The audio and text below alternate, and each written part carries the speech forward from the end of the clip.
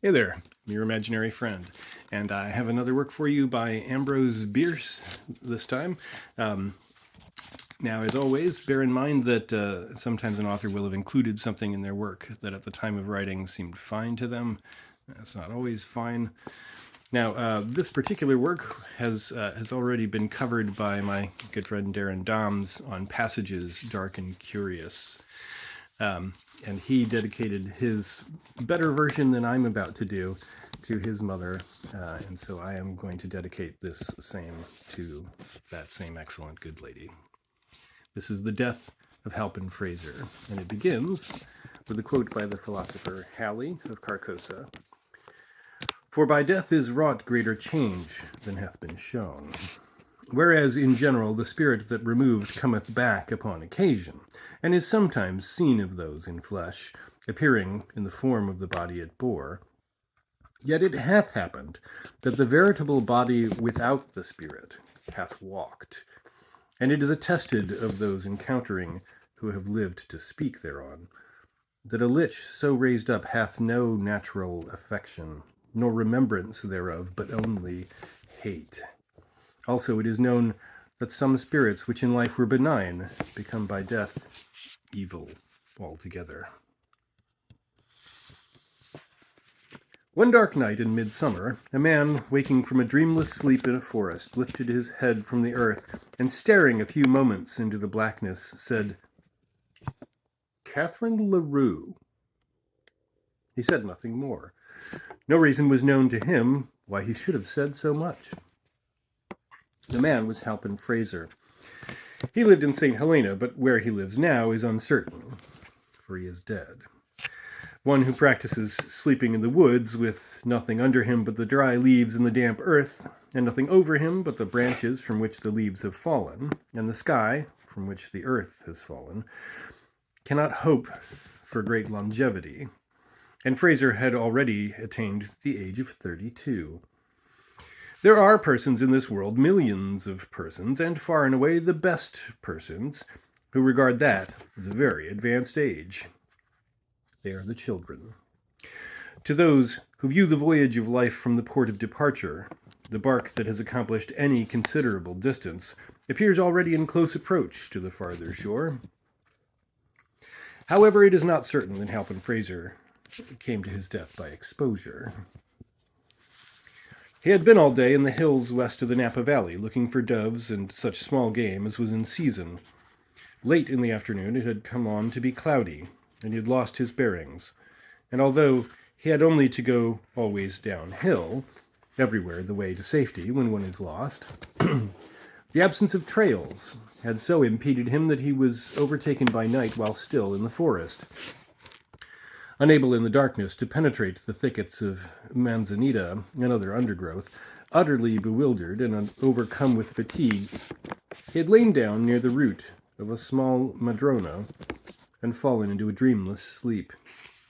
It was hours later, in the very middle of the night, that one of God's mysterious messengers, gliding ahead of the incalculable host of his companions, sweeping westward with the dawn line, pronounced the awakening word in the ear of the sleeper, who sat upright and spoke, he knew not why, a name, he knew not whose.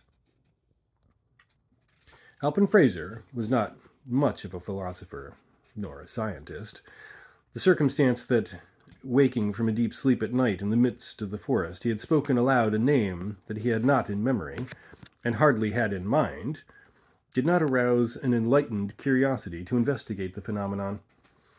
He thought it odd, and with a little perfunctory shiver, as if in deference to a seasonal presumption that the night was chill, he lay down again and went to sleep. But his sleep was no longer dreamless. He thought he was walking along a dusty road that showed white in the gathering darkness of a summer night. Whence and whither it led, and why he traveled it, he did not know, though all seemed simple and natural as in the way of dreams. For in the land beyond the bed, surprises cease from troubling, and the judgment is at rest. Soon he came to a parting of the ways. Leading from the highway was a road less traveled, having the appearance indeed of having been long abandoned, because he thought it led to something evil. Yet he turned into it without hesitation, impelled by some imperious necessity. As he pressed forward, he became conscious that his way was haunted by invisible existences whom he could not definitely figure to his mind. From among the trees on either side, he caught broken and incoherent whispers in a strange tongue, which yet he partly understood. They seemed to him fragmentary utterances of a monstrous conspiracy against his body and soul. It was now long after nightfall, yet the interminable forest through which he journeyed was lit with a wan glimmer having no point of diffusion, for in its mysterious illumination nothing cast a shadow. A shallow pool in the guttered depression of an old wheel rut, as from a recent rain, met his eye with a crimson gleam. He stooped and plunged his hand into it. It stained his fingers. It was blood. Blood, he then observed, was about him everywhere. The weeds, growing rankly by the roadside, showed it in blots and splashes on their big, broad leaves. Patches of dry dust between the wheelways were pitted and spattered as with a red rain. Defiling the trunks of the trees were broad maculations of crimson, and blood dripped like dew from their foliage.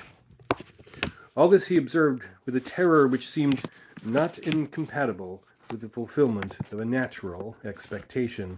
It seemed to him that it was all in expiation of some crime which, though conscious of his guilt, he could not rightly remember. To the menaces and mysteries of his surroundings, the consciousness was an added horror. Vainly he sought, by tracing life backward in memory, to reproduce the moment of his sin. Scenes and incidents came crowding tumultuously into his mind, one picture effacing another, or commingling with it in confusion and obscurity. But nowhere could he catch a glimpse of what he sought. The failure augmented his terror. He felt as one who was murdered in the dark, not knowing whom or why. So frightful was the situation. The mysterious light burned with so silent and awful a menace. The noxious plants, the trees that by common consent are invested with a melancholy or baleful character, so openly in his sight conspired against his peace.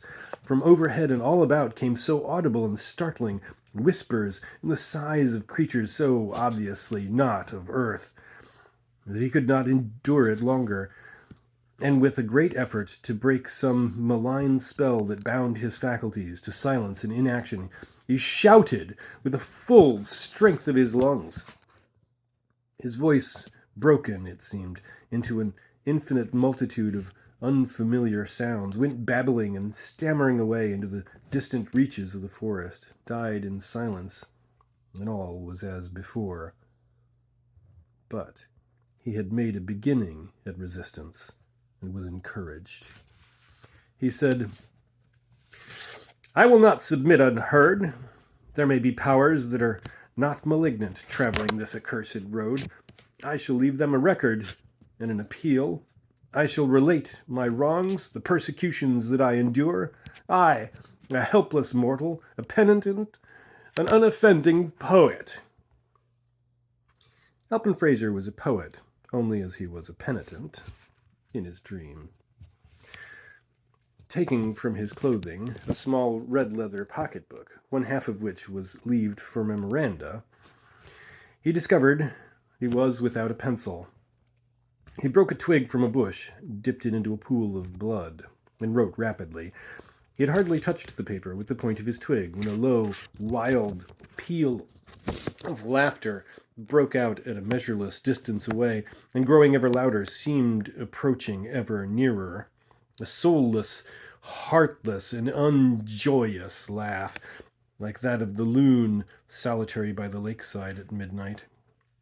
A laugh which culminated in an unearthly shout close at hand, then died away by slow gradations, as if the accursed being that uttered it had withdrawn over the verge of the world whence it had come. But the man felt that this was not so, that it was nearby and had not moved. A strange sensation began slowly to take possession of his body and his mind. He could not have said which, if any, of his senses was affected. He felt it rather as a consciousness, a mysterious mental assurance of some overpowering presence, some supernatural malevolence, different in kind from the invisible existences that swarmed about him, and superior to them in power.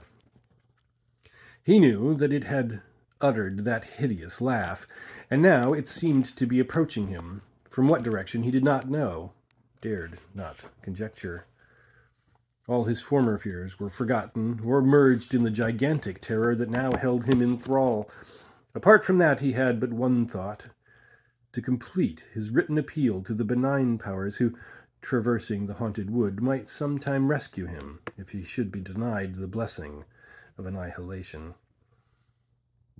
He wrote with terrible rapidity, the twig in his fingers, rilling blood without renewal. But in the middle of a sentence, his hands denied their service to his will. His arms fell to his sides, the book to the earth, and powerless to move or cry out, he found himself staring into the sharply drawn face and blank, dead eyes of his own mother, standing white and silent in the garments of the grave.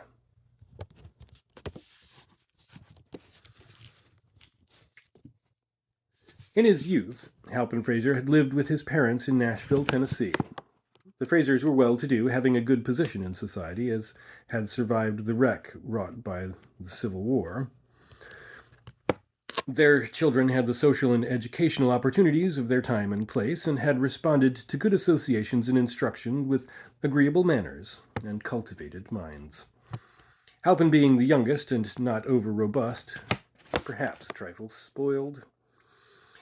He had the double disadvantage of a mother's assiduity and a father's neglect.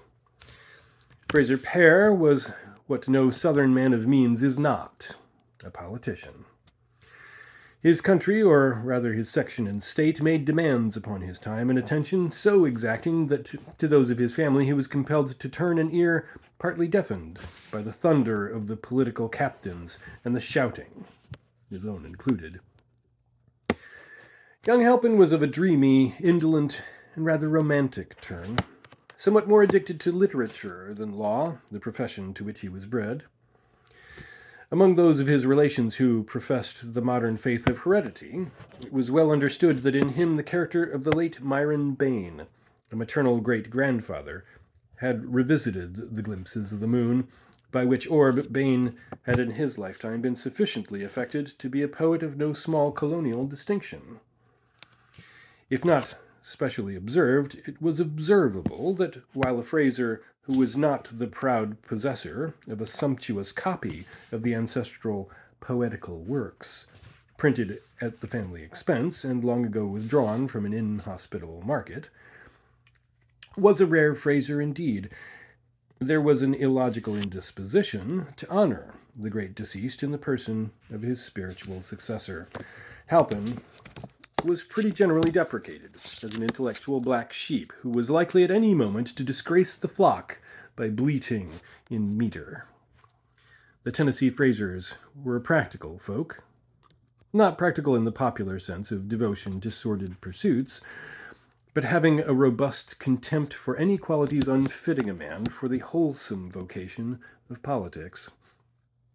In justice to young Halpin, it should be said that while in him were pretty faithfully reproduced most of the mental and moral characteristics ascribed by history and family tradition to the famous colonial bard, his succession to the gift and faculty divine was purely inferential.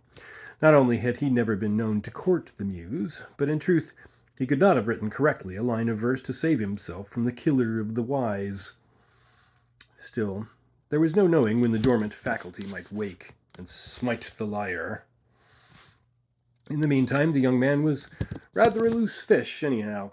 Between him and his mother was the most perfect sympathy, for secretly the lady was herself a devout disciple of the late and great Myron Bayne, though with the tact so generally and justly admired in her sex, despite the hardy calumniators who insist that it is essentially the same thing as cunning. She had always taken care to conceal her weakness from all eyes but those of him who shared it. Their common guilt in respect of that was an added tie between them. If in Halpin's youth his mother had spoiled him, he had assuredly done his part toward being spoiled. As he grew to such manhood as is attainable by a Southerner who does not care which way elections go, the attachment between him and his beautiful mother, whom from early childhood he had called Katie, became yearly stronger and more tender. In these two romantic natures was manifest in a single way that neglected phenomenon, the dominance of the sexual element in all the relations of life, strengthening, softening, and beautifying even those of consanguinity. The two were nearly inseparable, and by strangers observing their manner were not infrequently mistaken for lovers. Entering his mother's boudoir one day, Halpin Frayser kissed her upon the forehead, toyed for a moment with a lock of her dark hair which had escaped from its confining pins, and said with an obvious effort at calmness, "Would you mind greatly, Katie, if I were called away to California for a few weeks?"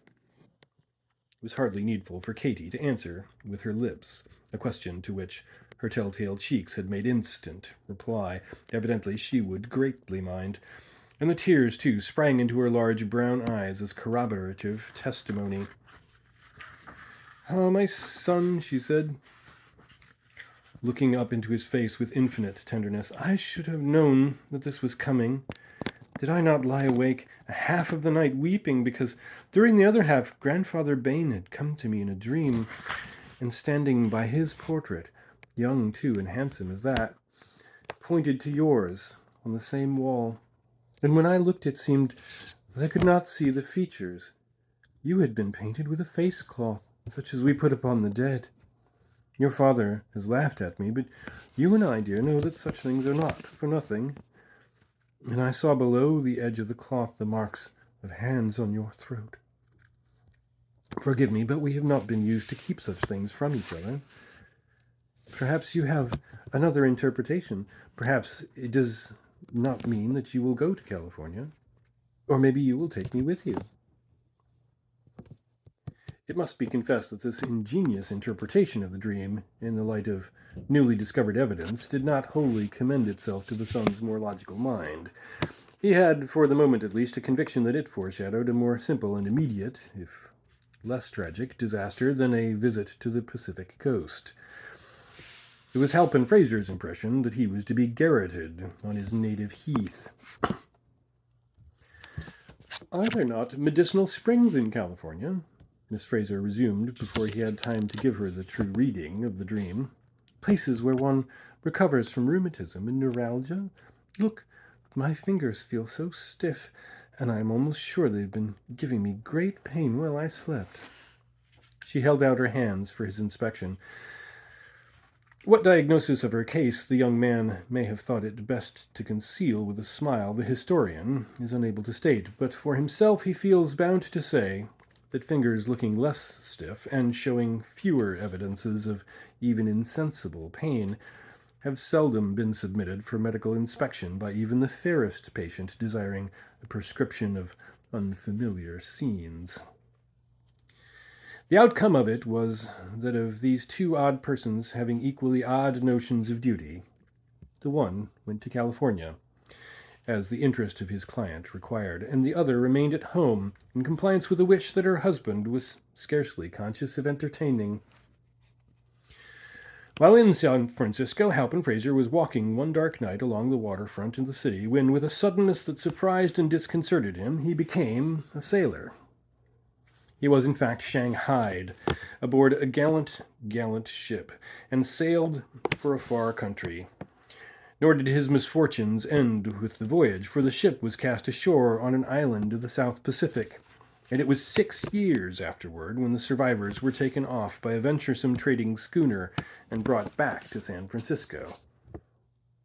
Though poor in purse, Frayser was no less proud in spirit than he had been in the years that seemed ages and ages ago. He would accept no assistance from strangers, and it was while living with a fellow survivor near the town of St. Helena, awaiting news and remittances from home, that he had gone gunning and dreaming.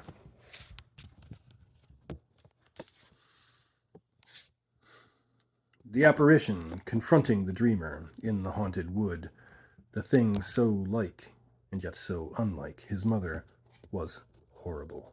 It stirred no love nor longing in his heart. It came unattended with pleasant memories of a golden past, inspired no sentiment of any kind.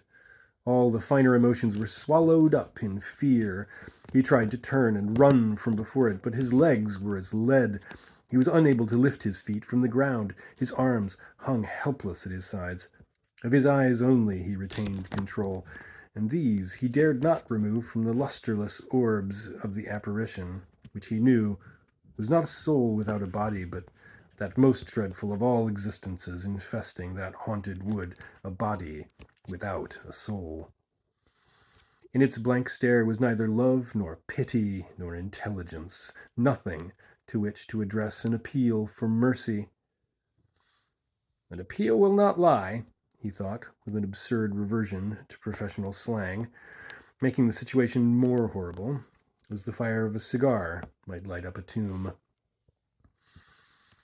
For a time which seemed so long that the world grew gray with age and sin, and the haunted forest, having fulfilled its purpose in this monstrous culmination of its terrors, vanished out of his consciousness with all its sights and sounds. The apparition stood within a pace, regarding him with the mindless malevolence of a wild brute, then thrust its hands forward and sprang upon him with appalling ferocity. The act released his physical energies without unfettering his will. His mind was still spellbound, but his powerful body and agile limbs, endowed with a blind, insensate life of their own, resisted stoutly and well. For an instant he seemed to see this unnatural contest between a dead intelligence and a breathing mechanism only as a spectator. Such fancies are in dreams. Then he regained his identity almost as if by a leap forward into his body. And the straining automaton had a directing will as alert and fierce as that of its hideous antagonist. But what mortal can cope with a creature of his dream? The imagination creating the enemy is already vanquished. The combat's result is the combat's cause. Despite his struggles, despite his strength and activity, which seemed wasted in a void, he felt the cold fingers close upon his throat. Borne backward to the earth, he saw above him the dead and drawn face, within a hand's breadth of his own, and then all was black.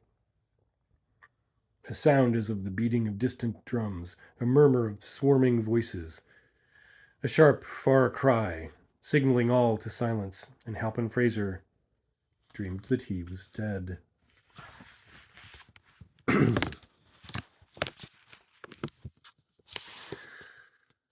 A warm, clear night had been followed by a morning of drenching fog.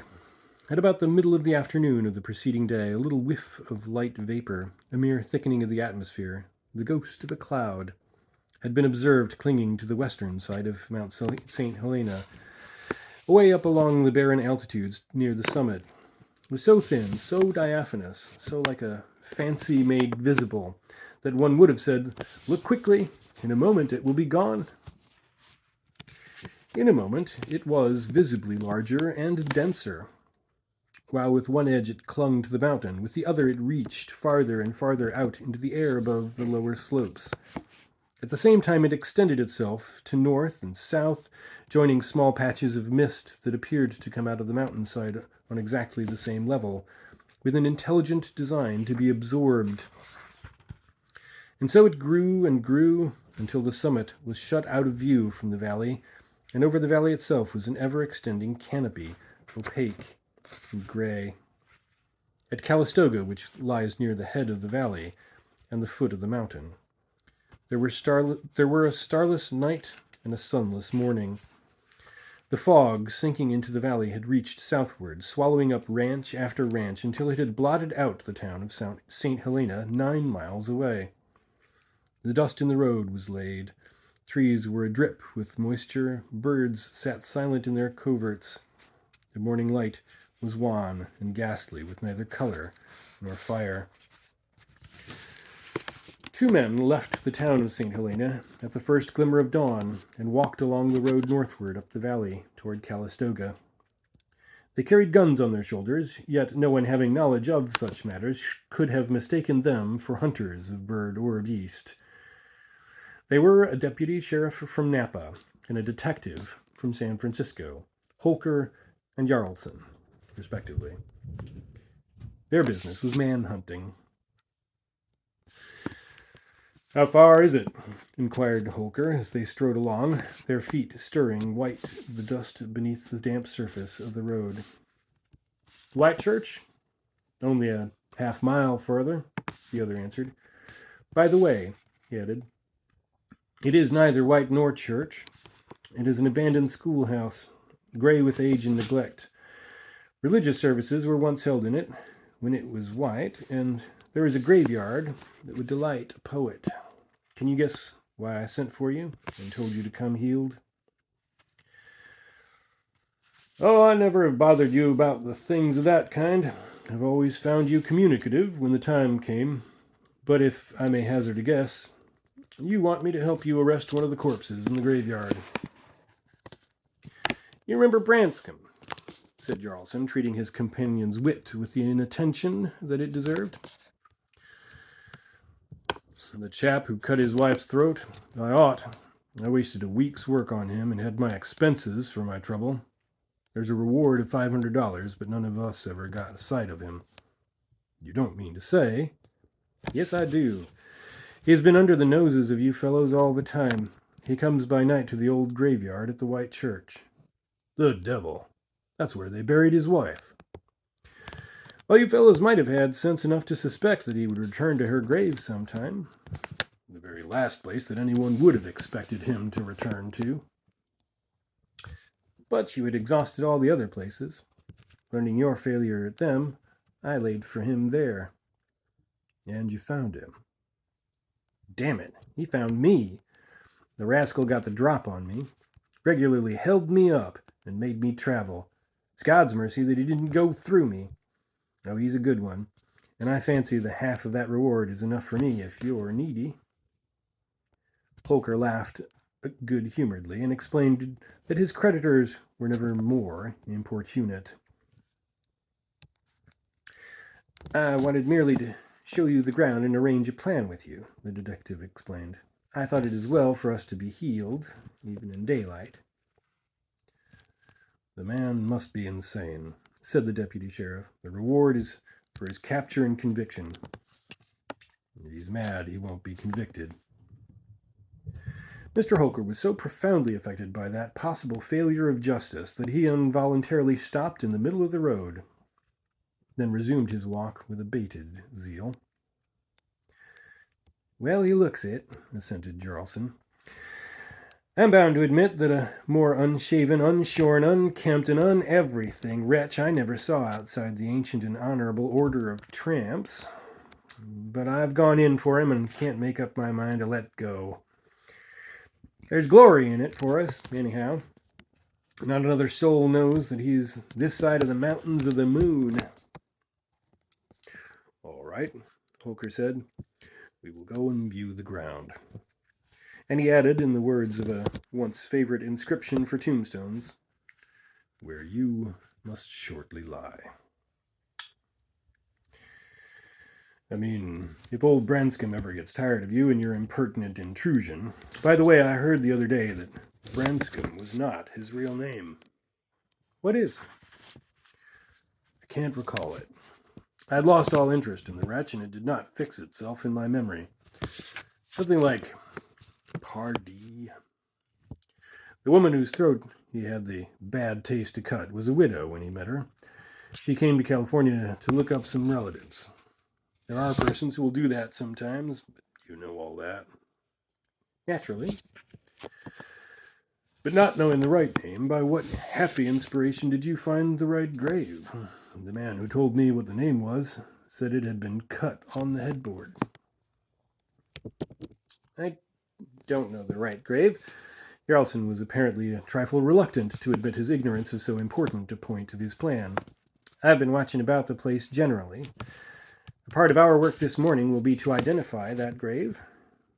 Here's the white church. For a long distance, the road had been bordered by fields on both sides, but now on the left there was a forest of oaks, madronos, and gigantic spruces, whose lower parts only could be seen dim and ghostly in the fog. The undergrowth was in places thick, but nowhere impenetrable. For some moments, Holker saw nothing of the building, but as they turned into the woods, it revealed itself in faint gray outline through the fog, looking huge and far away. A few steps more and it was within an arm's length, distinct, dark with moisture, and insignificant in size.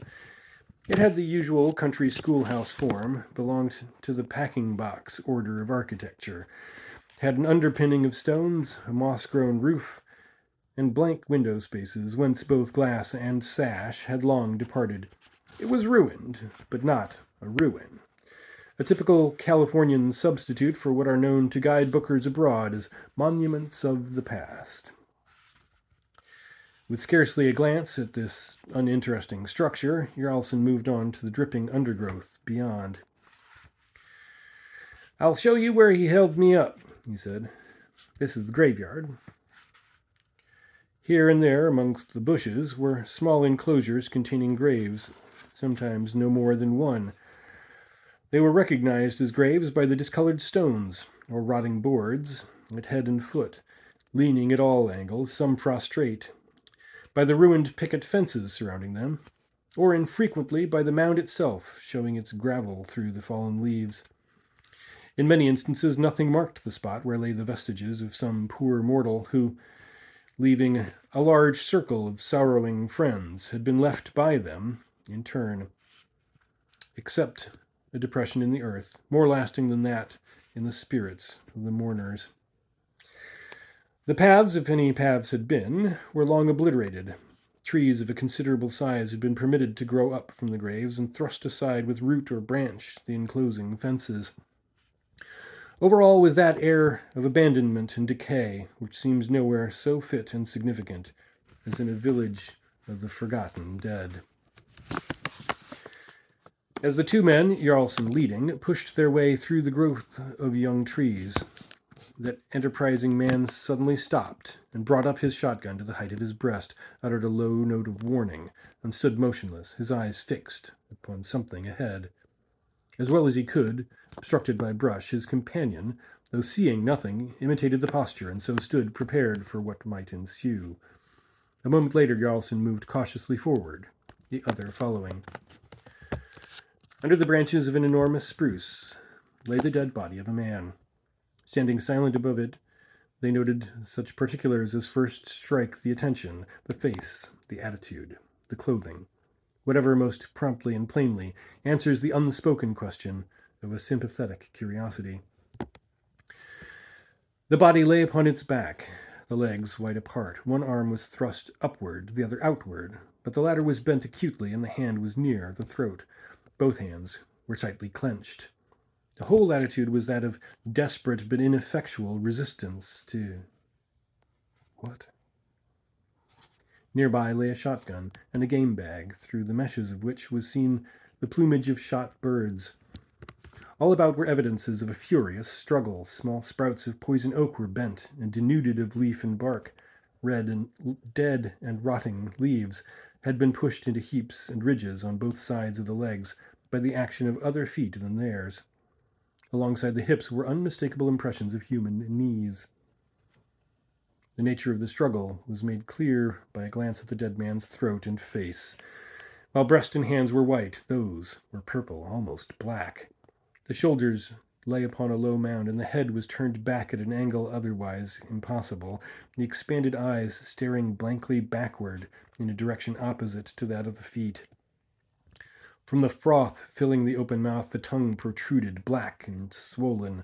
The throat showed horrible contusions, not mere finger marks, but bruises and lacerations wrought by two strong hands that must have buried themselves in the yielding flesh, maintaining their terrible grasp until long after death. Breast, throat, face were wet. The clothing was saturated. Drops of water condensed from the fog studded the hair and mustache.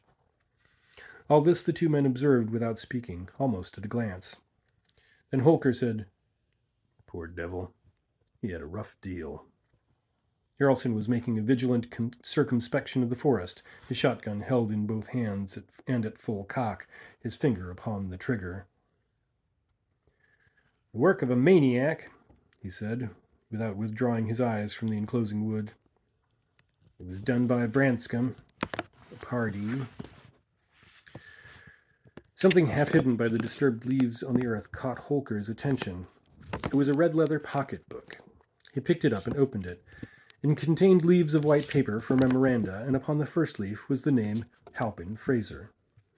Written in red on several succeeding leaves, scrawled as if in haste and barely legible, were the following lines which Holker read aloud, while his companion continued scanning the dim gray confines of their narrow world and hearing matter of apprehension from the drip of water from every burdened branch.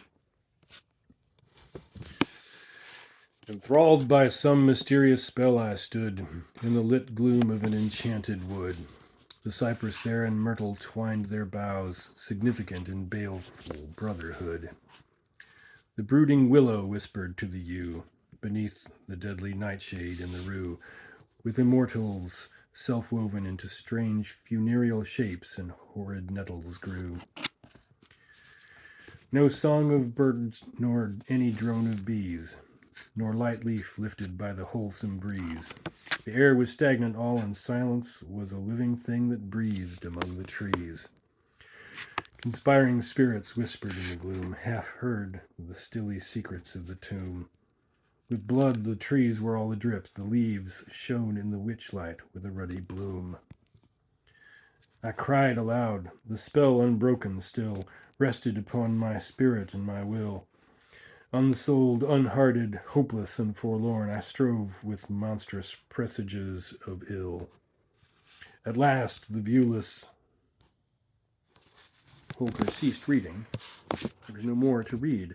The manuscript broke off in the middle of a line. "That sounds like Bane," said Jarlson, who was something of a scholar in his way. He had abated his vigilance and stood looking down at the body. "Who's Bane?" Holker asked, rather incuriously. "Myron Bane, a chap who flourished in the early years of the nation, more than a century ago. Wrote mighty dismal stuff. I have his collected works.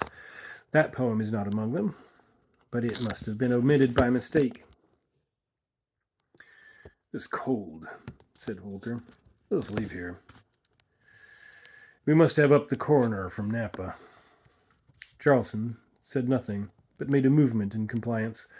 Passing the end of the slight elevation of earth upon which the dead man's head and shoulders lay, his foot struck some hard substance under the rotting forest leaves, and he took the trouble to kick it into view. It was a fallen headboard, and painted on it were the hardly decipherable words, "Catherine LaRue." "LaRue! LaRue!" exclaimed Holker, with sudden animation. "Why, that is the real name of Branscombe, not Pardee, and, bless my soul, how it all comes to me. The murdered woman's name had been Frayser." "There is some rascally mystery here," said Detective Jarlson. "I hate anything of that kind." There came to them out of the fog, seemingly from a great distance, the sound of a laugh, a low, deliberate, soulless laugh, which had no more of joy than that of a hyena night prowling in the desert, a laugh that rose by slow gradation, louder and louder, clearer, more distinct and terrible, until it seemed barely outside the narrow circle of their vision, a laugh so unnatural, so unhuman, so devilish, that it filled those hardy manhunters with a sense of dread unspeakable. They did not move their weapons, nor think of them. The menace of that horrible sound was not of the kind to be met with arms. As it had grown out of the silence, so now it faded away. From a culminating shout, which had seemed almost in their ears, it drew itself away into the distance, until its failing notes, joyless and mechanical to the last, sank to silence at a measureless remove.